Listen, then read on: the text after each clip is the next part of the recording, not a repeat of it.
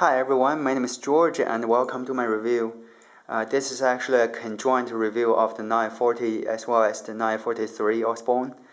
But most of the time I will talk about the 940, and occasionally I will make reference to the 943 as well. As you can see, here's the summary of the rating I gave to the knife and also the specifications. So if you need to freeze this page, and you can see all the things you need to know. But otherwise, I'll move on to the positive reviews, positive and negative points of this review. So, for a start, I think it's a really cool knife to have. Excellent choice for collectors. It's a very modern design with some very stylish handle as well as the blade. The blade material is s90V. So that is a very top-end steel for knives. And the axis lock is patented by Benchmade. The axis lock is a very interesting lock. It's a locking mechanism you can access by both left and right hand users. The thumb stud is also designed to be accessed from both left hand and right hands. So that's very good. Also, I need to mention this knife is a very fast deployed knife. As you can see, it's almost as fast as a switchblade. No doubt, it's very good for EDC use. It's very comfortable in your hand as well, both in the ways as such or in a reverse carried position, if you have to use the knife as a defense tool. So also a very strong and unique blade design. Actually that comment is made for the 940, whereas for the 943, as you can see, it's a lot pointier and it's similar to your clip point. But in my opinion, it's also a very strong tip design. But otherwise, we'll focus on the 940. There's also another thing. As you can see, there's the washer on the knife, which is very thick, in my opinion. I've seen a lot of knife designs, and this is the thickest washer I have ever seen. See, the brown part is what they call a phosphor bronze washer, so that makes your knife go a lot faster when you try to deploy it. Another reason the knife is deploying so fast is because I've adjusted the pivot screw. When I got the knife at the beginning, it was not deploying so fast. As you can see, this knife, that same design, but I do have some trouble opening it to the full position, because this knife I've never really adjusted the pivot screw, so it's still the factory condition. So it's a lot tighter, whereas for the 940 it's very effortless. Okay, now another couple of other things I need to mention is this knife, due to the construction of this blade here, as you can see that there's a narrowing tendency across the entire blade. It's very thin in here, whereas toward the tip it's a lot thicker. In my opinion, the designer tried to maybe reduce a bit of weight as well as making a strong tip.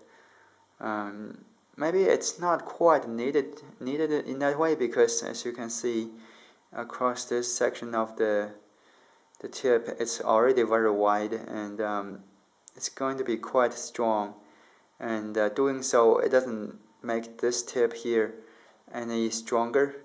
But I'm suspecting that there's some intention of having a blood groove in a way, because once the knife is inserted into the tissue, living tissue, as the knife is entering in deeper and deeper, this bit actually gets narrower. So I think it's kind of like a blood groove, although I'm not really sure. So I'm saying it's only some points I've made based on my speculations. So don't hold it against me.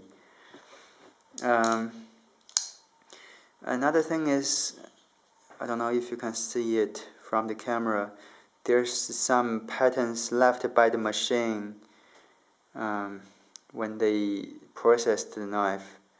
So interesting observation I made is that the knife 43 and the knife 40 had a different, the knife 43 and the knife 40 had a different finishing, whereas for this one it's kind of like a mirror polish.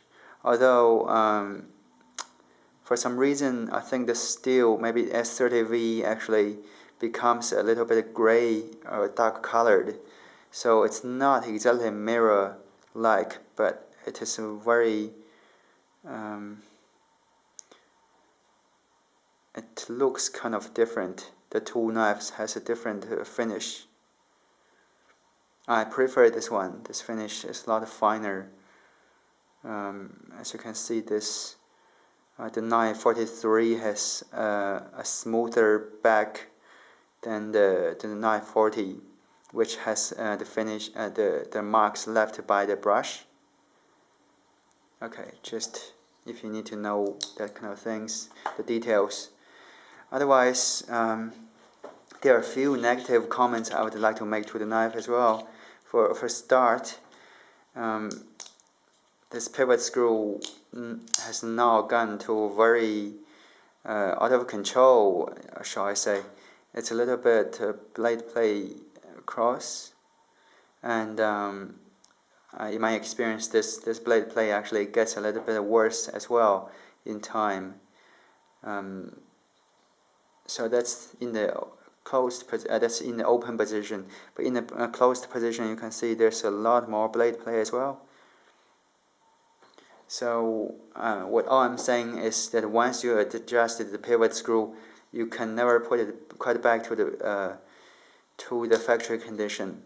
If you compare it with this knife, which is a lot newer, you cannot see any play once for all.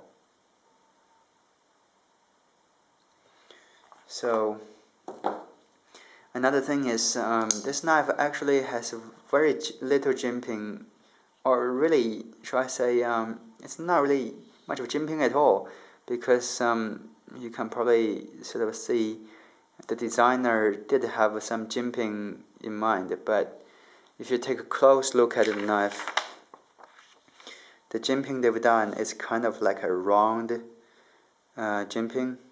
This is the steel liner, also covered by the aluminum. The steel liner is kind of just under the aluminum, so that's kind of making it even worse. But this round-shaped jimping just doesn't really do anything to you at all. I think if it does do anything, it's actually making it worse.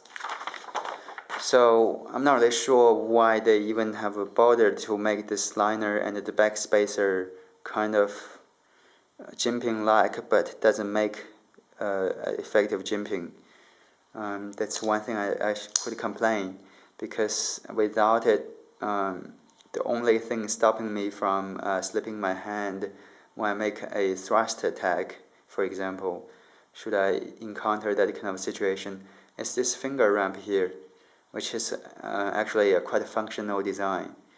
But otherwise, the texture on the knife is kind of a little bit like a sandblasted texture. It's providing a little bit of jimping. It certainly doesn't make your hand slip, but it's not something I would quite count on if I were to make a stab attack with this knife. This finger ramp here is the most effective jimping mechanism designed on this knife, in my opinion. Now, couple of other points, it's just being picky, so you don't really have to listen to this, but I need to point out for users who are very picky with their knives.